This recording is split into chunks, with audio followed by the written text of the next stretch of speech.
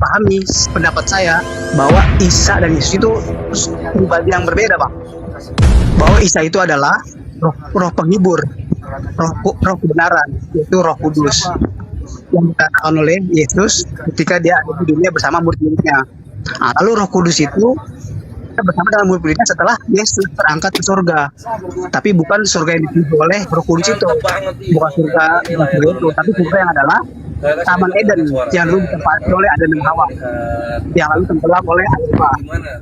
Nah, itu surga yang ada, yang ditempati oleh Yesus sebagai Tuhan, sebagai majikan di kitab itu. Nah, itu adalah dua surga yang berbeda.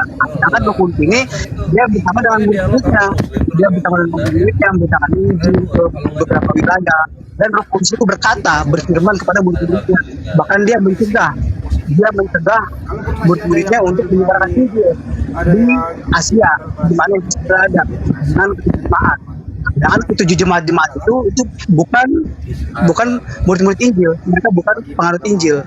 Itu dua hal yang terpisah, Bang. Jadi ya pemahamannya seperti begitu. Nah, lalu ketika Al-Quran, lalu ketika Muhammad dihadirkan, itu dia adalah keturunan Bani Ismail. Iya, saya sudah membacanya dan saya mengiyakan, membenarkan bahwa dia adalah nabi terakhir setelah Yesus, setelah Isa,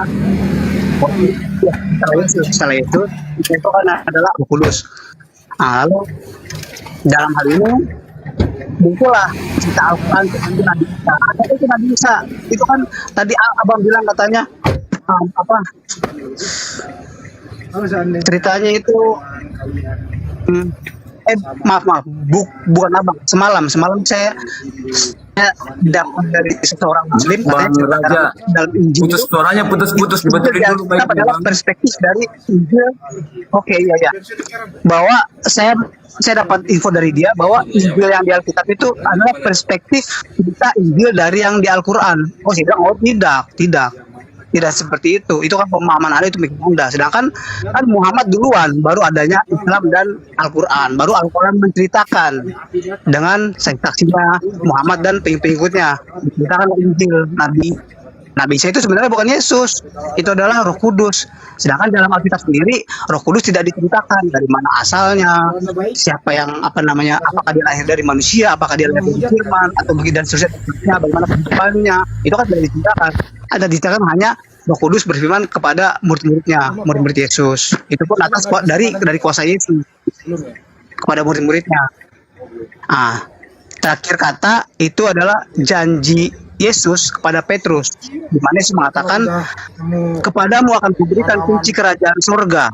Apa yang kau ikat di dunia akan terikat di surga, apa yang kau lepaskan di dunia akan terlepas di surga. Jadi ketika Petrus dan para rasul hidup bersama Roh kebenaran itu, bersama Roh Kudus itu, apa yang dia ikat, dia menguduskan dirinya selama di dunia, dia akan kudus di surga. Tapi ketika mereka melepaskan diri dari kekudusan itu, mereka terlepas di surga. Itu maksud Yesus.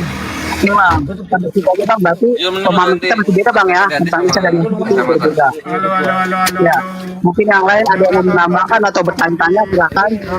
Walaupun agak sedikit. Oke, siap.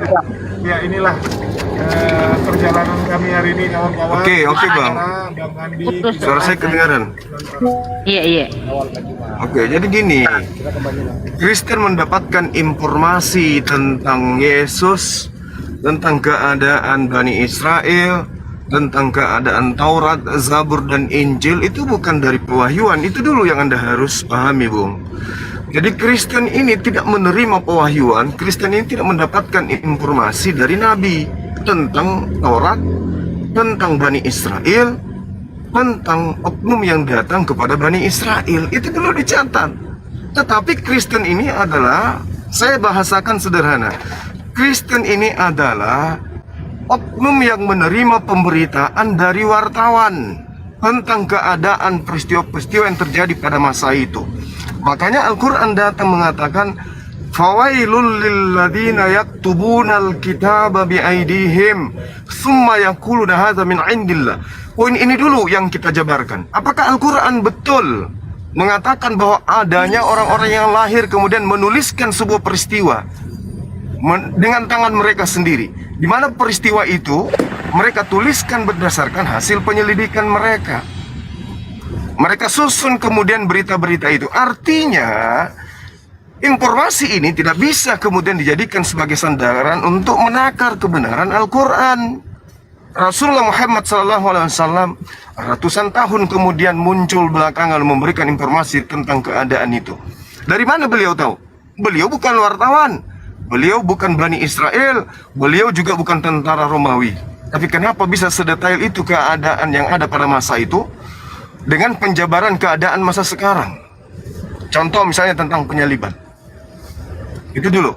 Nah, kemudian ketika saudara saya mengatakan Isa dan Yesus itu berbeda, saya juga mengiyakan itu. Tadi kan di awal saya mengatakan tergantung dari kacamata mana nih yang kita ingin lihat tentang kesamaan atau perbedaan.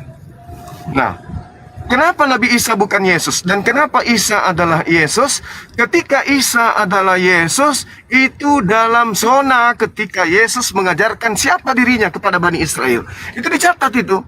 Jadi ketika Yesus bercerita tentang dirinya, siapa dirinya kepada Bani Israel yang sesama dengan dia, baik itu orang-orang yang menerima maupun yang menolaknya, maka dia adalah Nabi Isa alaihissalam. Kenapa? Inni rasulullahi ilaikum. Aku ini adalah Rasul Allah kepada kalian Bani Israel. Nah sekarang Yesus ngaku enggak itu? Ngaku. Pada saat mana sonanya di mana Yesus dan Isa bukan? Pada saat kemudian orang-orang Kristen muncul mengajarkan dia manusia terkutuk, dia lahir di kandang binatang, dia adalah inkarnasi Tuhan, dia adalah jelmaan Tuhan, dia bangkit pada hari ketiga, pada hari itu Yesus bukanlah Isa alaihissalam. Nah sekarang mari kita takar Al-Quran. Al-Quran adalah pewahyuan. Kok bisa? Yes, karena Al-Quran tidak melalui proses belajar, tidak perlu sekolah di bait suci, tidak ada penyelidikan, tidak ada daftar pustaka, tidak ada angket, tidak ada les sama sekali. Nabi Muhammad SAW tidak pernah belajar tentang apapun. Jangankan belajar tentang Nabi Isa, dia tahu tentang Nabi Musa aja kagak, mendengarkan namanya pun tidak pernah. Lalu kenapa kemudian ada penjabaran tentang satu kisah di mana hari ini bisa kita buktikan kebenarannya? Contoh, dinyatakan bahwa beliau lahir di bawah pohon kurma. Apa yang ditemukan hari ini? Ilmuwan Yahudi menemukan biji-bijian yang mereka kemudian berhasilkan penyelidikan ada pada 2000 tahun yang lalu di daerah Yudea. Jelas nggak itu? Jelas. Bisa dibantah nggak itu? Nggak bisa. Karena itu adalah hasil ilmuwan, hasil riset yang tidak bisa kita ragukan. Nah sekarang bagaimana dengan cerita-cerita tentang Yesus di dalam Bible? Tanya Bible dulu nih. Yesus pernah nggak bercerita kepada orang-orang yang menceritakan tentang dirinya? Tidak pernah. Tanya Al-Quran. Yesus pernah bercerita nggak kepada Rasulullah? Nggak pernah. Lalu dari mana Rasulullah Muhammad SAW tahu tentang oknum ini? Dari langit. Dari mana Lukas, Markus, Matius tahu tentang ini? Dari bumi. Siapa yang menceritakan mereka di bumi? Saksi-saksi. Siapa saksinya? Ente leheng-eleheng ente. Tidak ada yang tahu. Nggak ada yang tahu. Tapi kalau Allah maha mengetahui, Allah maha menyaksikan, Allah maha menyelidiki, Allah maha mengaplikasikan semua pengetahuannya terhadap apapun yang ada di dunia ini sebagai wakilnya. Jadi kalau Allah yang memberikan informasi pasti akurat. Tapi kalau saksi-saksi yang berasal dari manusia yang kita tidak tahu, bagaimana kita bisa membuktikan keakuratan daripada kesaksian? Itu poin terakhir. Nah, solusinya gimana? Bagaimana kita bisa tahu tentang oknum ini? Jangan tanya perjanjian baru, tanya perjanjian lama, Bung. Bagaimana perjanjian lama bercerita tentang Mesias? Bagaimana perjanjian lama bercerita tentang anak Elohim? Itulah jawabannya, itulah solusinya. Apa yang Allah kehendaki, yang Tuhan kehendaki tentang Mesias?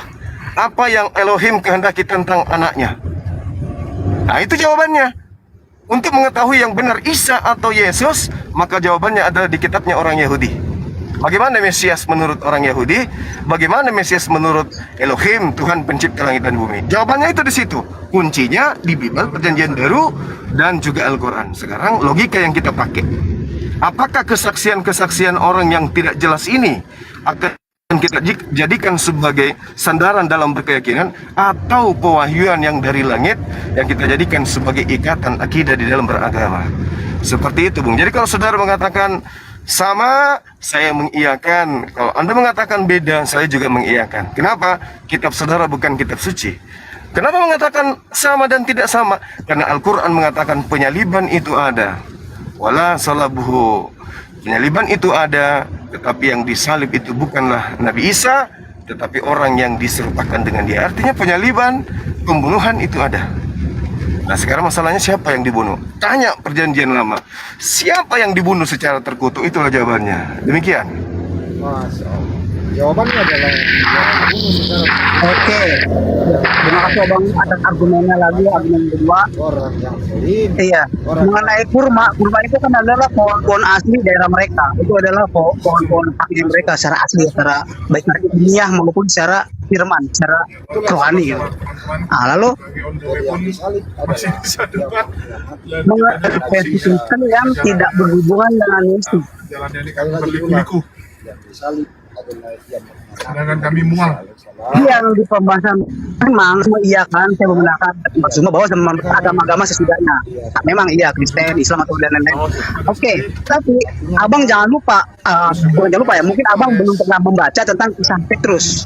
Bagaimana tokoh Petrus itu, peristiwa itu bagaimana sejak dia dijanjikan oleh Yesus kunci kerajaan surga itu, lalu dia hidup bersama dengan roh kebenaran itu, roh kudus itu, lalu sampailah dia di Antioquia, lalu dia membangun jemaat, yang pada akhirnya dia dipenggal di kota Roma, dari situlah muncul apa namanya bapak-bapak gereja yang membela keimanan Petrus. 2 jam setengah. Ya sampai sekarang itu kuburan Petrus ada di Roma, itu di bawah di pondasi katedral di Vatikan sekarang.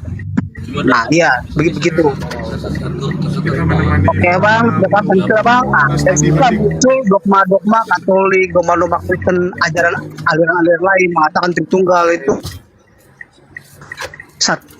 Bapa, Putra dan Roh Kudus itu satu hakikat dalam diri Yesus. Ada yang mengatakan beginilah, begitulah, ajaran begitu. Ada itu dan sudah sampailah munculnya kitab berbahasa Yunani, di mana Bapak bekerja pada zaman itu sekitar abad 3 kalau saya tidak salah, sekitar abad kedua atau 3 gitulah. Atau keempat gitu, saya lupa. Nah itu lalu dibentuk gitu yang sampai sekarang ini bukan ini ya, Alkitab yang bersandingan dengan Al-Quran. Itu pada waktu kan Alkitab kan bahasa Yunani, bahasa Mesir, bahasa Aramaik, bahasa Belanda, ada bahasa Melayu. Sebelum Alkitab bahasa Indonesia ini bahasa Melayu ini. Ya, toko Kristen Belanda. Oke bang, sampai situ aja bang. Oke, jadi gini. Jadi begitu, abang harus Suara saya kedengaran nggak? kalau soal membaca dulu tentang tokoh dan peristiwa tentang Petrus. Ya, oke bang. Oke, baik. Kita berbicara mengenai Petrus ya. Jadi gini, ketika kita berbicara mengenai murid dari oknum ini, kami menyebutnya Hawariyun. Ketika dia bertanya, "Ma ansar ilallah?" Mereka menjawab kemudian, "Nahnu ansarullah." Kami yang akan membantu, kami akan menolong ajaran agama Allah. Itu kata murid-muridnya. Nahnu, kami. Nah sekarang permasalahannya adalah di dalam kitab saudara berdasarkan hasil penyampaian daripada murid dan juga Yesus itu sendiri. Anda saudara lihat berpesan kepada ke-12 muridnya, Matius 10 nomor 5. Jangan engkau ke bangsa lain. Itu dulu menurut pengakuan daripada Yesus, dia mengatakan melarang muridnya ke bangsa lain. Satu. Yang kedua, Paulus pun mengaku demikian. Galatia 2 nomor 8. Dia mengatakan Petrus diutus kepada orang-orang yang bersunat. Apakah Romawi bersunat? Apakah kekaisaran Romawi bersunat? Tidak. Apakah kepercayaan Romawi kuno sampai di abad pertama, sampai di abad ketiga, sampai hari ini bersunat? Tidak. Lalu apa yang Anda saudara ingin jadikan sebagai sandaran kemudian? Ada kan? Aku diutus hanya kepada domba yang sesat dari umat Israel. Jangan kau pergi ke bangsa lain, melainkan datanglah kepada bangsa dari murid-murid dari umat Israel. Nah itulah makanya di awal saya mengatakan, sebenarnya berbicara mengenai oknum yang datang kepada Bani Israel, baik Isa maupun Yesus sama sekali nggak ada hubungannya dengan Kristen, apapun sektenya. Makanya diceritakan dalam Kisah Para Rasul 24 nomor 5. Inilah Paulus, seorang tokoh dari Nasrani. seorang tokoh dari Nasarion. Artinya Nasarion itu adalah pengikut daripada Isa dari kota Nazaret. Tapi faktanya kan tidak demikian. Iya kan? Paulus tidak pernah bertemu satu kali pun dengan Yesus. Nah inilah yang kemudian ingin saya sampaikan kepada saudara. Jadi Nabi Isa datang kepada Bani Israel, kemudian punya pengikut Hawarion yang kemudian taat membela ajaran Nabi Isa. Nahnu ansarullah, kami yang akan membela, kami yang akan mengajarkan. Tapi apakah kemudian murid-murid Nabi Isa ini melenggang mengajarkan ajaran tauhid yang diajarkan oleh gurunya? Tidak. Kenapa bisa? Karena di situ ada pelanjut daripada ajaran pengikut daripada Dajjal. Dari Samiri kemudian muncul orang Farisi, kemudian lalu kemudian muncul lagi Paulus sebagai pembangkang dari ajaran beliau. Nah ini yang perlu saudara pahami dengan baik, bahwa ketika dikatakan di dalam Galatia 1 nomor 15, aku dipilih dari sejak dalam rahim ibu, tapi fakta dalam implementasi kehidupannya, Paulus tidak pernah bertemu dengan Yesus. Dia dipilih dari sejak dalam rahim ibu. Sedangkan di dalam Mazmur, kitab Mazmur 58 jelas sekali Tuhan Elohim memilih manusia, memilih penyesat dari sejak dalam rahim ibunya. Coba Anda baca di data nomor 4 dan nomor 5 tuh. Yes, mantap. Jadi Paulus dipilih sejak dalam rahim. Kalau dia dipilih sebagai nabi dan rasul, sebagai orang yang benar, maka dia sudah menjadi wakil daripada Yesus ketika Yesus mengajarkan Injil Kerajaan Allah kepada Bani Israel. Tapi kalau dikatakan dia dipilih sebagai penyesat, itu baru betul. Kenapa? Kisah Para Rasul 13 nomor 1. Saulus adalah seorang nabi di Antioquia. Jadi, mau tidak mau bung, takaran kita sekarang ini adalah kitab Taurat Perjanjian Lama dan keadaan Kristen hari ini apakah sejalan? Tidak sama sekali. Maka dari situlah kemudian Yesus mengatakan, waspadalah kepada ragi orang Farisi, waspadalah kepada ahli Taurat, waspadalah. Kenapa Yesus mengajarkan waspada? Karena akan muncul ajaran yang sangat luar biasa yang akan menyesatkan banyak orang. Saya kira begitu sementara. Silakan Anda bernarasi. Saya mau kelokit dulu. Teman-teman saya sudah siap semuanya. Oke. Saudara, silakan. Oke, orang-orang sudah pada menunggu tuh. Oke, lanjut. Saya akan mendengarkan. Assalamualaikum warahmatullahi wabarakatuh. Oke, iya, selamat siang. Nah, baru bagus Mengenai suaranya. Petrus, tunggu dulu. Mengenai Petrus, itu kan apa namanya, terlepas dari Petrus bersunat atau tidak, dia mengajarkan kepada orang bersunat saja atau tidak, itu terlepas dari itu. Intinya Petrus itu dari dialah Kristen itu berada gitu di Antioquia, lalu dia dipenggal di Roma, lalu terjadilah konsili-konsili gereja dan sebagainya sampai sekarang. Nah, itu yang pertama. Lalu yang kedua mengenai Hawarion. Hawarion itu pendapat saya itu bukan Petrus, Paulus dan kawan-kawan. Itu adalah ketujuh jemaat, Efesus, Tiatira, Laodikia, ketujuh jemaat itu yang namanya Hawarion.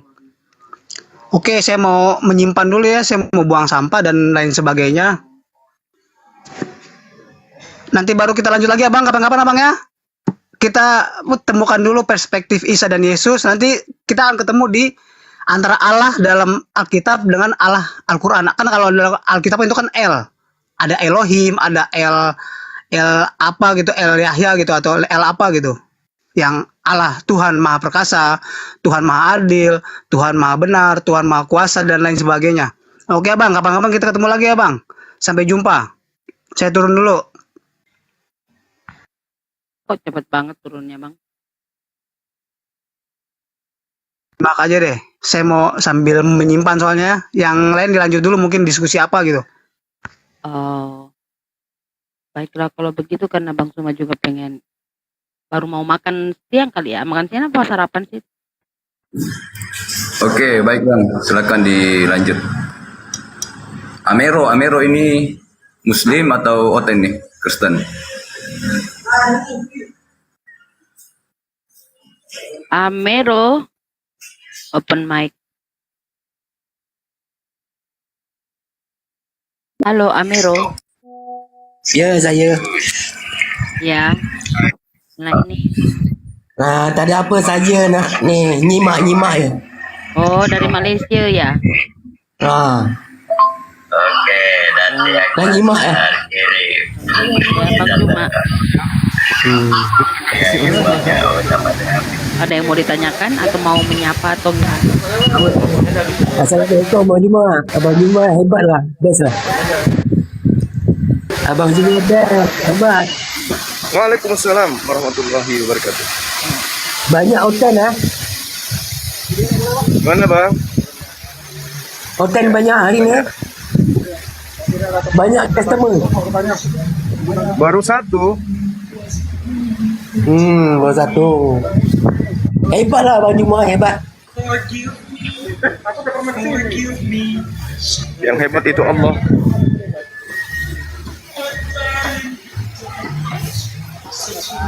Okey lah Abang Juma, saya nyimak je lah. Oh iya bang, iya bang. Iya iya. Okey. Ya. Oke. Terima kasih Bang Omero udah naik. Untuk aneh. Oh itu. Rumah? Pak, sementara kita cari-cari. Souvenir. Ini Raja Sagala masih ada. Ini kecil aja tempatnya kan.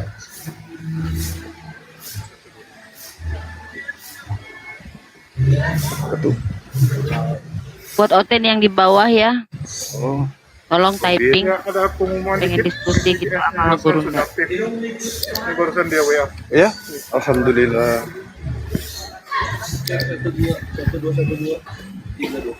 Jadi teman-teman Bang Raja. sekalian bantuan ini. Kenapa dia terus? Terus ada yang nanya, teman cuma nggak kerja. Ya ini sambil kerja dia sambil Typing ya, para Oten yang ada di bawah ini. 590 berapa itu di bawah sana. Allah typing lah. Ada permintaan naik ya. Soalnya kalau Bom bom. Bom bom. juga. Bom. Bom bom. Apa namanya Bom Bom ya? Masya Allah Bom Bom. Seram kali matanya Bom Bom. Oh, ganteng kali Bom, ganteng kali Bom ini. Kali. Seram kali mata Bom Bom. Ganteng Bom. Iya. Ya Allah. Belum ada makan dia. Oh ini Ada Bim. bininya. 589 mata memandang yang ada di bawah yang merasa dirinya Oten, silakan naik kirim permintaan ya, atau tapping biar host atau moderatornya naikkan ke atas. Dari itu Jika namanya ingin dari. berdiskusi dengan Guru Dazima. Dare. Rumput beneran loh itu. Kerjaan Bang Juma ya jadi bola. Usahanya. Itu si Sali. Monitor Raja Segala Raja. Monitor lagi buang sampah ya. Ini kita lihat rumah hobbit ya Rumah teman-teman. tadi, Bang. Rumah hobbit. Di mana Ki itu, Deng? Kebun binatang? Lembang. Oh, di Lembang, Bang. Oh dari gerbang ya. Sadli. Oh, Sadli. Sadi lagi sibuk itu. Nanti insya Allah ketemu lagi di hari Mirip ini, mirip rumah Hobbit Bolangi ya. Iya. Iya. Ya, kerennya. Mirip. Ya tujuan Ya, kita iya, di sini iya, memang iya, mau iya. survei. Sama kandangnya itu rabbit tak? Yang Iya. di dekat, yang di ujung sebelah Oh kiri. kayak gitu juga ya di sana ya. Iya. Oh Ada itu. Bangunannya yang persis ini. Mirip. Persis. Ya kan kita survei ini nih. Oh iya, keren ini, keren. Persis. Bisa kita tambah ini bunganya. Ya, ada tuh yang ya itu bunga. ada hijau-hijaunya nih lain-lainnya warna. Kok bisa sama ya? Persis. Sama persis ya bangunannya.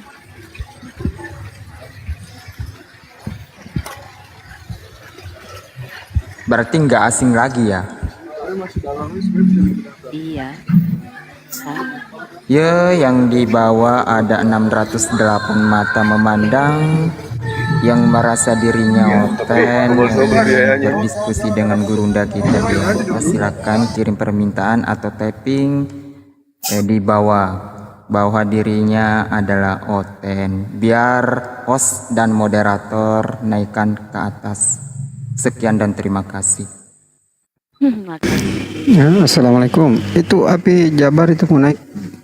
Tapi di Jabar. Dia. Waalaikumsalam Tapi warahmatullahi itu wabarakatuh. Bang Raja itu masih aktif atau gimana sih? Sepertinya beliau jauh dari perangkat. Tadi beliau kan udah ngomong tuh mau buang sampah dan sebagainya. Jadi gak tahu masih ada di situ apa Di enggak. Jawa Barat ya, mana deh? Kalau ini turunkan aja daripada ada yang mau naik. Ya enggak apa-apa, masih ada slot 01. Nanti kalau sudah ada Oten yang typing mau naik, nggak ada nih Nah, di iya. Jawa Barat. Mana Yuk, namanya? Oten yang di bawah yang mau naik silakan request permintaan atau tapping di bawah biar host atau moderator naikkan ke atas. Mumpung kita ada Gurunda Zuma. Nggak kangenkah ingin berdiskusi dengan Gurunda Zuma? Ayo, monggo request permintaan Enggak Bunda, siapa sih? dan tapping di bawah yang merasa dirinya Oten. Oke, thank you, makasih. Bang Ando, sudah sarapan? Sudah makan siang? Ini baru saya rungkap. Assalamualaikum, Bunda. Yang Waalaikumsalam. Waalaikumsalam DP warahmatullahi satunya wabarakatuh. barusan saya rungkatin. Saya naik ke sini dengan Ini pakai cuma mau izin bertanya saja, dakwah. Gurunda. Sama Gurunda, oke. Kebetulan Muslim juga Gurunda. Oh Muslim.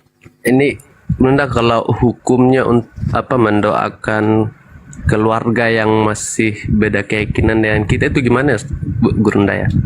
Dia masih non kemudian meninggal. Apakah ketika kita mendoakan itu sampai apa tidak itu Gurunda? Yang mendoakan siapa? Muslim ya. Muslim ya. Itu pernah saya tanyakan sama Gurunda. Mana Gurunda? Iya. Deng, monitor, Bang Suma. Gurunda Zuma monitor. Bang Zuma monitor. Lagi asik ngobrol kali. Lagi refreshing juga Gurunda. Kayaknya lagi ngobrol sama Kalau sepengetahuan rombongan. saya kemarin penjelasannya Mohon bersabar. Gurunda, Ya baik-baik. katanya diterima itu Muslim ya kan? Itu anak apa gimana sih? Hubungan kekerabatannya? Kakek lah, nenek. Jadi gini, kebetulan saya juga mualaf sama sekeluarga, tapi dari orang tua masih Oh, Katolik. malap. Nah, Iya, iya. ya kebetulan saya orang ini Bunda, orang Timor Leste, tapi sekarang ada di Indonesia kan. Nah, jadi keluarga itu masih mayoritas Katolik kan. Iya. Nah, dan ketika ada ada yang meninggal, kemudian pasti kita hadir kan gitu, namanya keluarga. Nah, sementara kita sendiri ketika berdoa itu gimana itu doanya itu? Apakah sampai atau gimana itu? Ya. Menurut Gurunda kemarin kan saya juga pernah bertanya masalah ini. Yang meninggal itu ibu, terus anaknya. Gitu kan. Jadi anaknya yang mendoakan ini, anak yang soleh, tentulah doanya diterima oleh Allah. Itu semacam Al-Fatihah gitu kan, bacain Al-Fatihah atau dia berdoa berdoa pribadi lah misalnya gitu, kayak lapangkan kuburnya. Itu sampai itu yang saya tahu ya. Kemarin juga sempat saya tanya. Iya. Deng host, Bunda Dela, Bang Ando, Ya. Ya bang. semua. Saya izin turun dulu ya. Kenapa cepat sekali Ki? Turun. Mau ke kondangan nanti habis dagingnya. Jangan Oh dulu. iya nanti. Boleh. Ya betul. Nanti bisa dapat telur. Nanti cuma dapat lengkuas bang kalau telur. Kalau lengkuasnya. Tak barak. Ini 2 titik ini semua pergi ini. Aduh. Wow. Banyaknya pengantin. Iya lagi musim di Banyak sini. undangan ya. Nah, siapa tahu di bawah ada yang mau naik, apa-apa saya turun lagi. Iya. Terima kasih ya atas siapa ya. Iya. potensi. Iya bang. Nanti Sama sampaikan ke bang sama siapa tadi? Bang Zuma. Bang siapa tadi? Si Sagran. Iya sama. Istri saya kan juga mualaf. Terus saya punya mertua sudah almarhum juga. Belum sempat syahadat. Beliau almarhum. Ya. Pernah saya diskusi dengan Bang Suma, saya bukan diskusi sih, saya tanyakan sama beliau, katanya doakan saja Dek, dia bilang nanti Tuhan yang ini kan, karena di dalam ajaran Islam juga seperti ini untuk anak yang saleh kan, itu. Mudah-mudahan Tuhan bisa mendengar diijabah doa anak yang saleh, sekalipun orang tua kita masih beragama Kristen, ya seperti itu. Kita serahkan saja kepada Tuhan. Intinya kita sebagai anak saleh tetap mendoakan orang tua kita. Iya, doa anak soleh itu diterima oleh Allah. Iya, dalam ajaran Islam kan ada beberapa doa, ada beberapa amal ibadah yang diterima oleh Allah Subhanahu wa taala, termasuk anak saleh, doa anak yang saleh. Seperti itu. Iya. Ya, Bang, saya izin turun ya semua. Assalamualaikum warahmatullahi wabarakatuh. Iya, waalaikumsalam. Waalaikumsalam warahmatullahi wabarakatuh. Jangan lupa oleh tadi